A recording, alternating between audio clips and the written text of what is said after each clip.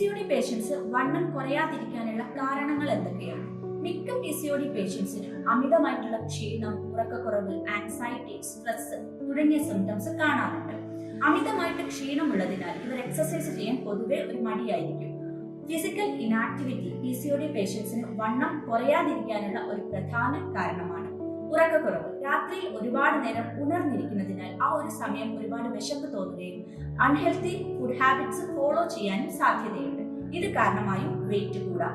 ശരിക്കും PCOD patients രാത്രി 10 മണിക്ക് ശേഷം ഉണർന്നിരിക്കാനോ രാവിലെ 6 മണിക്ക് ശേഷം ഉറങ്ങാനോ പാടില്ല.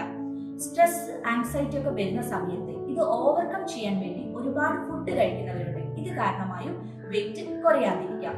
അതുപോലെ നിങ്ങൾ ഓപ്റ്റ് ചെയ്തിരിക്കുന്നത് ഹോർമോൺ തെറാപ്പി ആണെങ്കിൽ അതും നിങ്ങളുടെ വെയിറ്റ് കൂടാനുള്ള ഒരു കാരണമാണ്.